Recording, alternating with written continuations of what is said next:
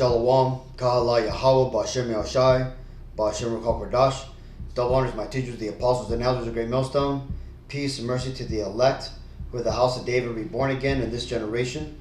And Shalom to the 130 Yasharallah, who today are known as the Negroes, Latinos, and Native Americans, who before losing our true heritage, we were known as, and still are, the true Hebrew Israelites of the Holy Bible. In today's lesson, we're going to go into what's going on this week over at the DAVOS 2023 conference put on by the World Economic Forum over in Davos, Switzerland. Okay? Now, before I get into that, let's go ahead and read this. This is Job 9:24. The earth is given into the hands of the wicked. He covereth the faces of the judges thereof. If not, where and who is he? And you see, the wicked that the Bible is speaking about is talking about the Edomite nation. Okay, the Edomite nation today would be referred to as the Caucasian race. And this covers every Caucasian in the world, as long as their fathers go back to that bloodline. Okay, because when you get into the Bible, you understand that it is talking about nationality, race. Okay, there is 18 nations described in the Bible, Genesis 10, that take part of the history of the world, and those 18 nations all today make up the 197 nations that the UN recognizes. Okay, and the wicked is one of those 18 nations. Again, the nation of Edom, or today the so-called Caucasian race, the so-called Israeli race, the so-called German race, and so on. Okay, now when it says he covereth the faces of the judges thereof, this basically tells you about how how these Edomites, the nation of Edom, has taken over rulership over the world. Okay, because again, the so-called white man has not always ruled the world. In fact, they used to be the servants of the world. Okay, they were the basis of men, right? When you go to a dealership, you look up the lowest model. What do they call it? The base model. Okay, the Lord has put the hands of the earth into the basis of men to show the world that he can make anybody a ruler. And right now, these Edomites have been put in rulership. And why is that? Well, because one, it was their blessing given to them by our forefather, who is also their forefather, Isaac. Okay, our forefather Isaac blessed Esau, their forefather, that they would live by the sword and they would live off the fatness of the earth, right? And that they would rule, through their weaponry. And that's exactly how these Edomites rule today. Now, that being said, I said all that to say this, that the devil the Bible speaks of is talking about none other than your so-called white race. The same people who are behind the Davos, Switzerland, conference, right? The World Economic Forum, these unelected leaders who are, for the most part, taking control of the world and basically ushering in this new world order. Okay, these are the Edomites, the servants who have now usurped authority, and they are now covering the faces of the judges. Because you see, the true judges would be you Negro, Latino, and Native Americans, you Israelites. You are the people who this world was made for. Okay, we are the true rulers of the world, right? And and that starts with Yahushua, the Messiah. And it ain't gonna take place. This ain't gonna happen, in its true righteousness until the Lord comes back for His second coming, where He's gonna take these devils out of power, and He's gonna basically usher, the new rule upon the world, right? The true world order, where the Messiah is ruling, and us Israelites are ruling alongside with Him, enforcing the laws of the Bible.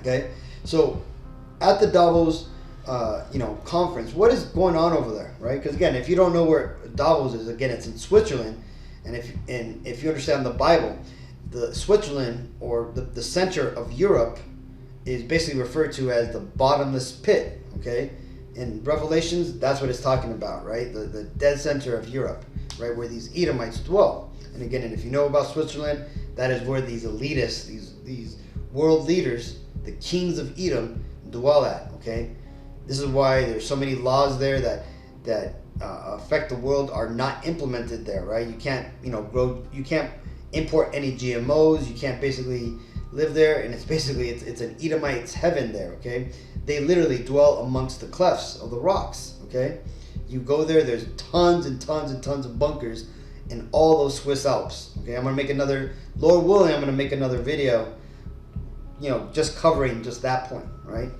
now at Davos, these devils get together every year, and they basically discuss what new agendas they're going to be pushing forward. Well, this year, some of the agendas they're pushing forward, besides the central bank digital currency, the CBDCs, they're pushing forward to be aware of the coming catastrophic cyber attack that's going to affect all the world. Right? They said that they predict it's going to happen within the next 2 years, basically right before the official kickoff of World War III.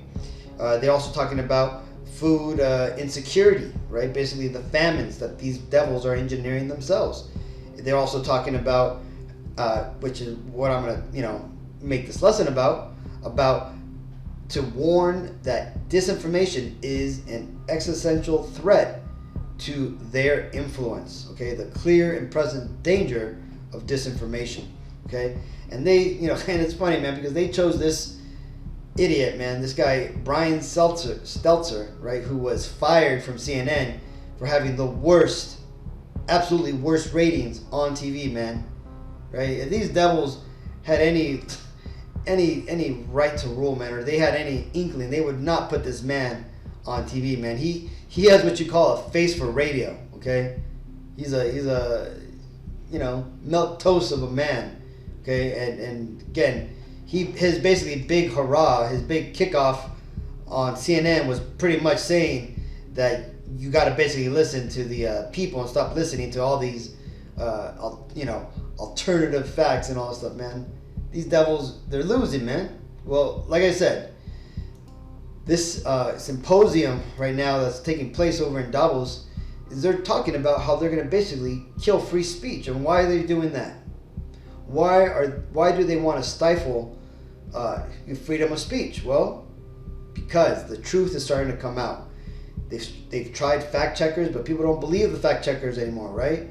More than likely, if you have a fact checker on your posting, people are going to pay more attention to it. Okay, and just to show you, man, that these devils are going to try to bring these regulations here to the United States. You got this devil right here, right? The Vice President Vera Jourova of the World Economic Forum, basically coming out here saying that illegal hate speech, which you will have soon, also in the U.S. Right? She tries to make a joke about it, right? And nobody laughs, right? These devils, man, they think they're slick, man. But the thing is the Lord is revealing them, right? He's consuming them with the spirit of his voice, which is through us prophets, right? Let's go and watch this devil speak. Well, we need the people who understand the language and the case law in the country, because what qualifies as hate speech, as illegal hate speech, which you will have soon also in the US. I think that we have a strong reason why we have this in the criminal law. We need the platforms to simply work with the language and to identify such cases. The AI would be too dangerous. So as you can see there, man, that stupid joke, or what she thought was funny, it landed right on its face. Nobody's laughing at that shit, man. And that's why this thing now is being highlighted. Not only, through this Washington Free Beacon, right? But also in this video that you're watching right now, right? And here's another U.S. Senator, Senator Joe Manchin, right? Apologizes after trashing open press system, right? This devil basically stuck his foot in his mouth, man, and talked about how free speech is a problem here in America. The problem that we have is the open press system and basically all the platforms.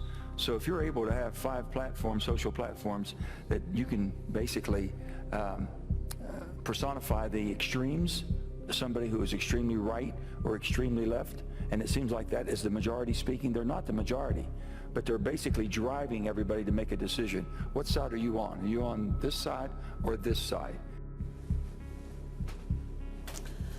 And it is time now for the Hot Topic Buzz. That was Senator Joe Manchin yesterday here in Davos on the stage. He got a lot of heat for it about that panel discussion on the internet.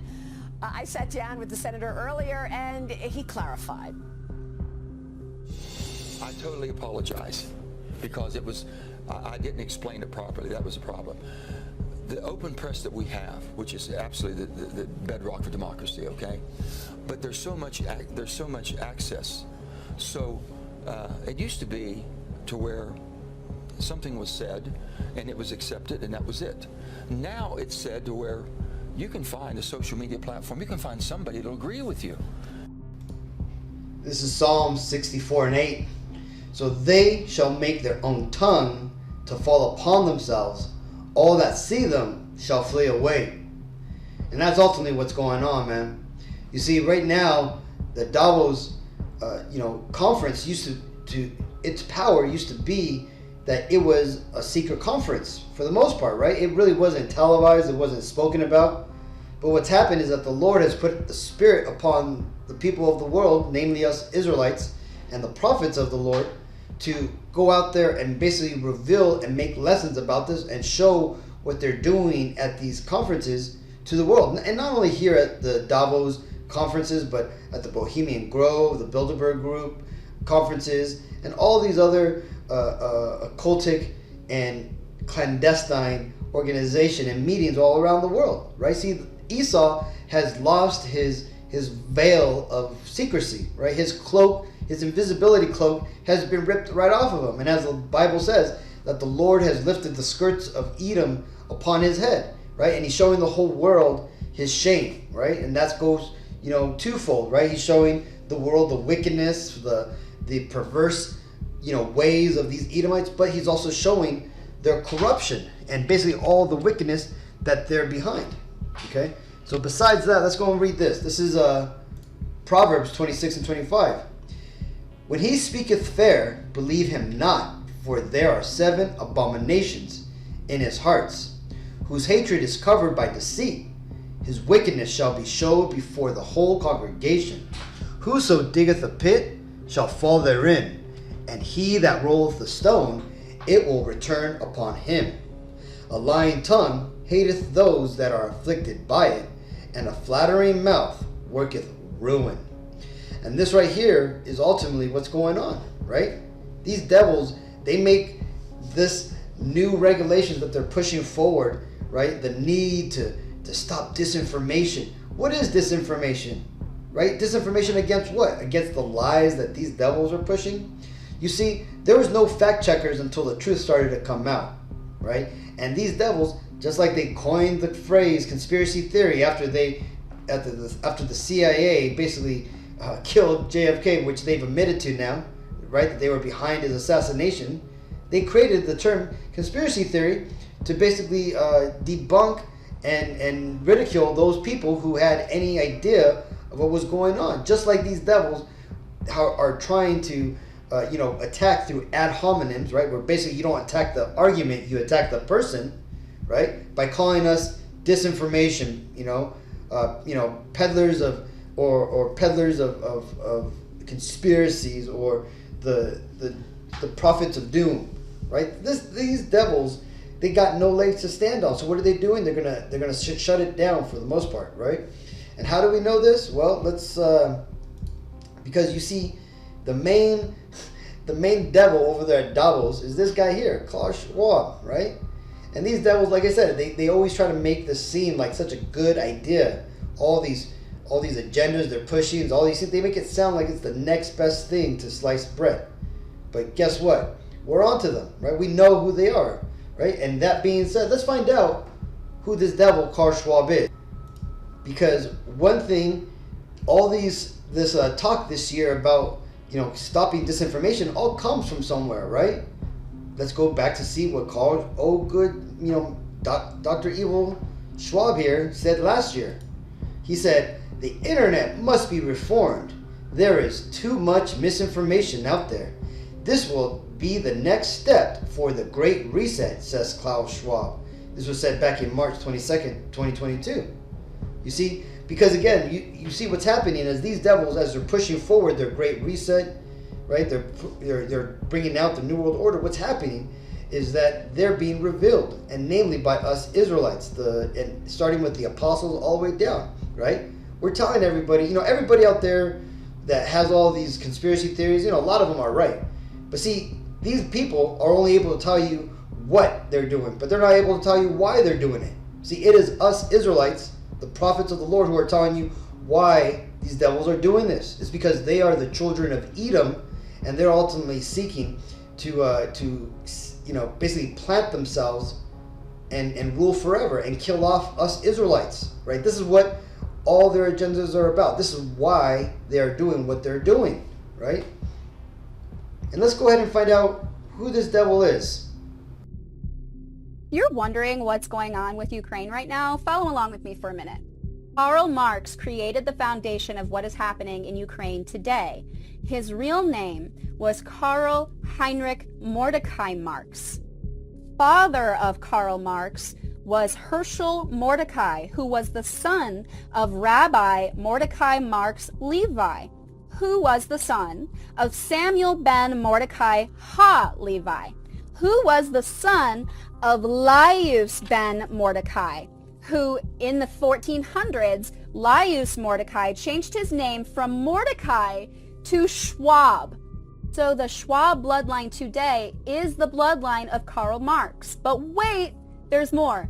Laius ben Mordecai Schwab was the son of Samuel Leopold Schwab II, who had changed his name from Guntberger to Schwab in the 1500s. And he was the son of Samuel Guntberger, who changed his name from Bauer to Guntberger. And the Bauer bloodline was originally named the Bacharachs during the time of Christ. The Bacharachs in 1501 changed their name to Bauer, and then 76 years later, in 1577, they changed their name to Rothschild. So they're all related. And there you go. Not only is Karl Schwab related to Karl Marx, but he's also a Rothschild. You see that? All these devils, man, the Lord is revealing them for who they truly are. Right? They are the devils the Bible speaks of. Now that we know where this devil comes from, right, his lineage and everything, because again, ultimately, once you realize he's related to Karl Marx, who is the father of communism or socialism, I guess you could say, right, which is what they're trying to put us into, you also realize that he's a Rothschild. Well, besides that, he goes all the way back to Esau, making him an Edomite, who are the wicked that the Bible speaks of. Okay. Now that being said, how is it that Karl Schwab got all his political power? How is it that he was able to be where he's at today, right? Well, let's go ahead and, watch this redacted, short, which basically talks about where this investigative journalist here, Johnny Vedmore, goes into, what he's found on Karl Schwab, right? And how he actually came to be in the power position that he is today. And I'm going to just cut in real quick. What this journalist is talking about is what took place right after World War II during an operation called Operation Paperclip, where the CIA, along with the Russian, I forgot what they're called, the Russian secret police, started to select and provide asylum for the top minds and scientists over in Germany, right? After basically the Alliance won World War II, supposedly won the World War II, they started to basically cherry pick all the brain power out of Germany, okay? From the Nazis, right? See, this is why NASA is not an American space program. It is literally a Nazi space program, okay? And you'll see that Karl Schwab, his family was all tied in with these Nazis. Now, next to that, you're going to find out who else Karl Schwab is politically connected to, right? So again, when he's talking about Project Paperclip, he's talking about that CIA program where they literally were going through profiles of these scientists and VIP Nazi citizens, and every citizen that the CIA wanted, they would put paper clips on them, okay? And that's why they call it Project Paperclip. Now let's go ahead and listen to what this journalist has to say about how Klaus Schwab got into power. And they started, of course, we know Operation Paperclip. They started bringing people in, and there was lots of projects set up. And in 1950, there was a special project set up in Harvard called Kissinger's International Seminar. It was actually set up by William Yandell Elliott, a grandee of American politics, who basically had been advisor to 6 different presidents throughout his career, as a high-ranking CFR member. And he invented this seminar, which a newly graduated Kissinger was put in charge of, and it was about training young global leaders. And in 1965 or 64, Eugene Schwab, Klaus Schwab's father, would say to Klaus, the only place you're going to go to succeed in the world now is Harvard. And he went and got offered a place, because you didn't apply for Kissinger's International Seminar. You were often headhunted. You could apply, but only the best got in. And they were looking for the best potential young leaders. And Klaus Schwab, in 1965, joined the ranks of Kissinger's International Seminar, which he graduated in 1967, and was a CIA-funded course. On the year Klaus Schwab graduated in 1967, Humphrey Dorman of Harvard released preempting releases in the New York Times and another newspaper of the information that the Kissinger's International Seminar had been funded between 1960 and 1966 by the CIA through American Friends of the Middle East, which was set up by Kermit Roosevelt, the Farfield Foundation and the Asian Foundation. Wow. So Klaus Schwab had just gone through a CIA-funded course in Harvard. He was given, during that course, 2 mentors, one really fantastically interesting and important people in history, one being Herman Kahn, who's described as a real Dr. Strangelove, and is a guy you want to explore in detail, and John Kenneth Galbraith, another grandee of American politics, who was the teacher of JFK. JFK made him ambassador to India, wanted him to be ambassador to the Soviet Union. So, saw him in that sort of, held him in that sort of regard. And John Kenneth Galbraith has one of the most amazing histories around. And John Kenneth Galbraith, along with Otto von Habsburg, would become the keynote speakers in the First World Economic Forum, which was basically pushed forward by John Kenneth Galbraith and Herman Kahn, this team that had been given to Schwab through Harvard by Kissinger. They went back to get support for this new creation of what was a European Management Symposium that would 2 years later become the European Management Forum, and in the during the fall of the Soviet Union, it would become the World Economic Forum. It would show its true face. And so that's a course that Klaus Schwab went through. Now, in 1967, when he finished that course, he went back, and before they set up the World Economic Forum, he went back to work for his father's old company, Escher Weiss. Peter Schmidheiny, the CEO then, whose father had been Jacob Schmidheiny, had been the CEO while Eugene Schwab had been at Escher Weiss, phoned up Klaus Schwab, and Peter Schmidheiny said, hey, we've got a merger going on between Sulzer AG, Brown Boveri, Escher Weiss. We're merging them into a new company, and we want you at the helm. And what did Klaus Schwab do? He becomes second in charge of this merger and of these companies, and then the companies started selling illegally weapons technology, nuclear weapon technology, to the South African apartheid regime, so they could make bombs, which they made 6 bombs complete. They never tested their bombs. They made 6 complete nuclear bombs, with a 7th that was basically being constructed when they finally dismantled the program. This all came out in Swiss courts as well, so this is all documented in evidence. And this is what Klaus Schwab was at them. He did exactly the same as his father. His father helped a racist Nazi regime to try and create the atomic bomb to win World War II. And Klaus Schwab went on afterwards with his father's, pushing it on from behind to do exactly the same thing with South Africa. And Klaus Schwab then, over over years, Harvard, the project, the Kissinger's International Seminar, once exposed, kind of like sort of crumbled into the sea. Kissinger went off to serve in Nixon's cabinet, eventually like getting into high levels and being responsible for some of the most amazing moments throughout history. Kissinger is a really interesting person in this. He's really important, and he stayed in the background, but in the 80s he started to get back involved with the World Economic Forum, showed his face. The World Economic Forum, really interesting at the start, because it started off, it had a really big, had these big names to open up the actual opening of the European Management Symposium, and then the second year stumbled a bit, and the third year they got in limits of growth. They got in the Club of Rome. Aurelio Pecci was the keynote speaker just after they had written this, the limits to growth, which basically said, and he said it within the speech, that the enemy of humanity would be man itself in the future. And there you go. Okay. So I let it go on a little bit longer so you kind of get a bit more details of how Klaus Schwab slithered his way into power, right? And you go into this YouTube channel, which again, if you haven't subscribed to it, I recommend it. It's a very credible news source, redacted, okay? And it's called "Why Are They Hiding This About Klaus Schwab and the WEF?" Okay. Now, as this guy said, not only is Klaus Schwab, mentored by this devil here, Henry Kissinger, but he went on to basically sell nuclear weapons to South Africa, right? Just like his father was working on nuclear weaponry for the Nazis.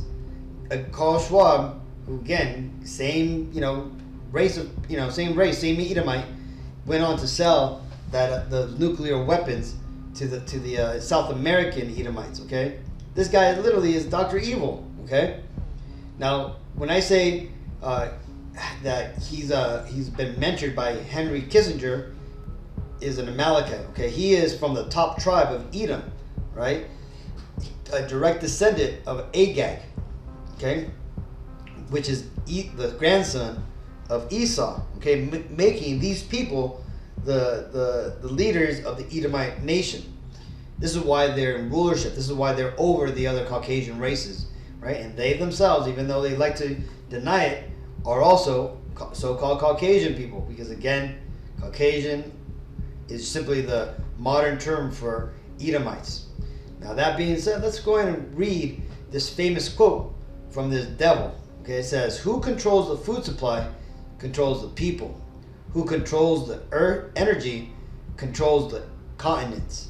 Who controls the money can control the world." Okay?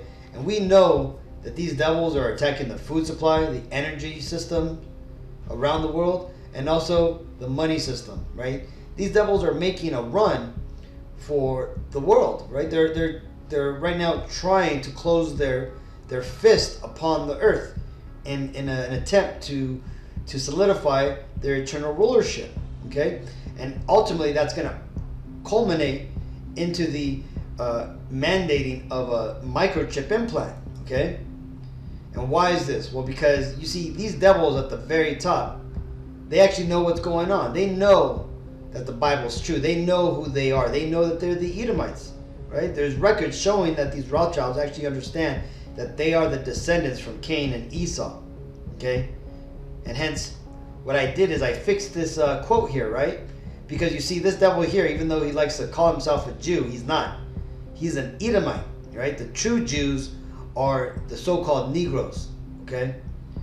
So his comment goes with correction. It says, "It is a war between the Edomites and the non-Edomites," right? Henry Kissinger, quoted by Michael Wolff in Fire and Fury, his book attacking Donald Trump, from The Guardian, January 3rd, 2018.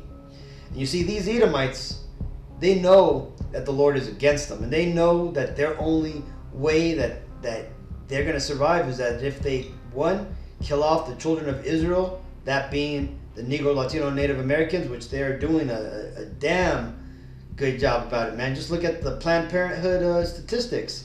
Look at all the police killings, and look at all the mass Holocaust that these devils have performed across the Negro, Latino, and Native American races.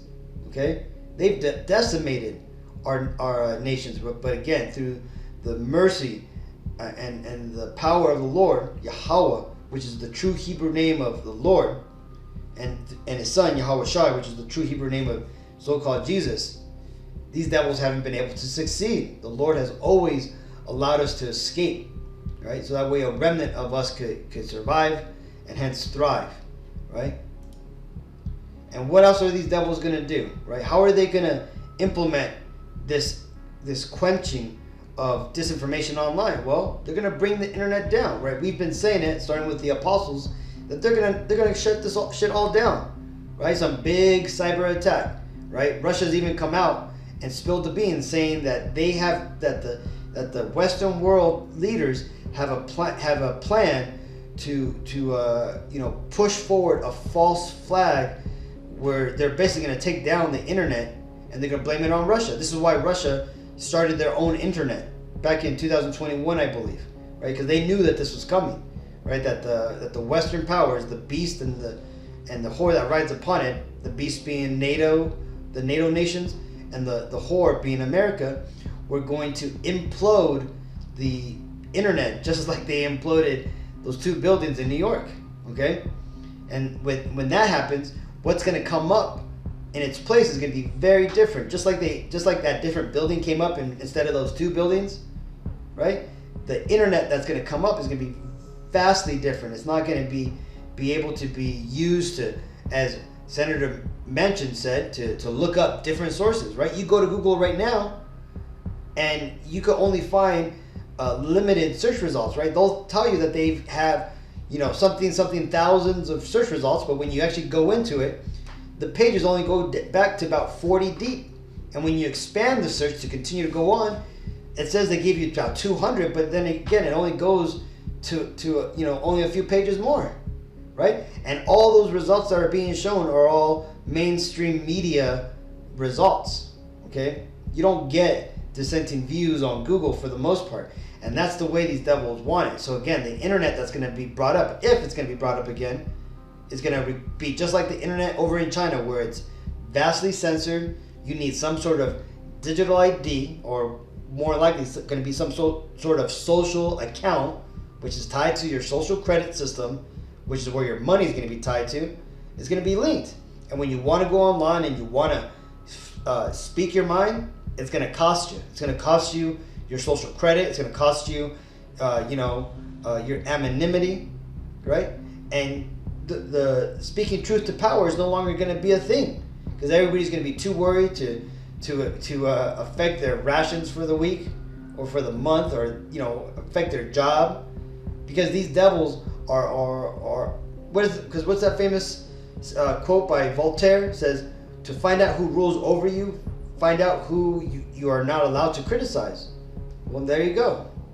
And let's watch this. This is a result of research in collaboration with the forums communities and our partner Accenture, in which we've interviewed and sought input from over 300 executives globally. The most striking finding that we found is that 93% of cyber leaders and 86% of cyber business leaders believe that the geopolitical instability makes a catastrophic cyber event likely in the next 2 years. And there you have one of the World Economic Forum goons coming out and putting the warning out there once again, predicting that there's going to be a catastrophic global cyber attack within the next 2 years. This puts it right up to 2025, the exact window we've been watching and timing out this whole time and getting ready for. So Klaus Schwab came out in this ominous video and told the whole world that the lights could go out, transportation going down, everything. And now, here, this guy stepping up, stating what he just said. So they are big time telegraphing a huge global cyber attack that is about to happen. I hope that you were ready. I hope that you're getting prepared, or you could sit there and not and get blindsided by it. You'd have to be a fool to know that these people telegraph their moves knowing they're doing it again and not do nothing. The same ones that locked this place down cold. Are you ready? because this is going to be the big event. Been warning you for a decade. You better have a plan for when the lights go out. And it's just about that time. We don't have a crystal ball, don't know the exact day. That doesn't matter at this point. You should have a plan, and you should be grinding on that plan daily to get to where you need to be. If not, you're going to suffer greatly with everyone else that gets left in the dark when they pull the plug, and it's coming. The hourglass has been flipped.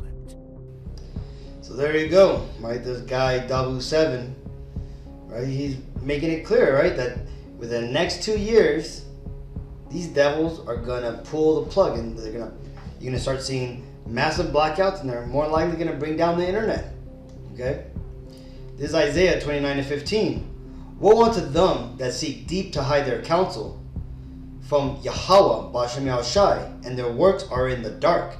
And they say, who seeth us, and who knoweth us? Well, you devils, we see you, and the Lord sees you, and we know exactly who you are. You are the Edomites, who are the devils the Bible speaks of, right? And of the nation of Edom, your top tribe, Amalek, the Israelis, right, the people who run everything. This is the special message from the Lord to you. Numbers 24:20. And when he looked on Amalek, he took this parable and said, Amalek was the first of the nations, but his latter end shall be that he perish forever. And that's because, you see, when the Lord comes back, these devils, these Edomites, including Amalek, they're all going into subjection, including these other nations, okay? The other 16 nations out there, okay? Because again, there's 18 nations. Esau is one of them. Us Israelites are the other. And the other children of men, the Indians, the Japanese, the Chinese, the Africans, they're the other 16 nations, okay? So you see, all the 17 nations, excluding the nation of Israel, will go into captivity, a form of slavery, right? Some will get it a lot harder, worse than others. And again, the one who's going to get it the worst are going to be these nations of Edom, because they have put the worst servitude upon the children of Israel, and that's going to come right back on their heads, right? And what's going to happen to them? They are going to perish forever, because after that 1,000 years of bondage, they're going to ultimately be put out. Okay, so either way, Akim, hopefully this video was edifying. I wanted to talk about what's going on over there in the bottomless pit of Europe, which is what Europe or Switzerland is described as in the book of Revelations, which is the homeland and basically the headquarters of these elites, these Edomite kings of the world. Okay, so hopefully you found this video edifying, Akim. Until next time, I want to give all honor, glory, and praises to Yahweh, Bashem Yahushai, Bashem Kodash, Brakatha Yahweh, Brakatha Yahushai, Brakatha Yahweh, Brakatha Yahushai, Brakatha Yahweh, Brakatha Yahushai, Bahashem Kodash. Double honor to my teachers, the apostles and the elders, great millstone. Peace and mercy to the elect. Shalom.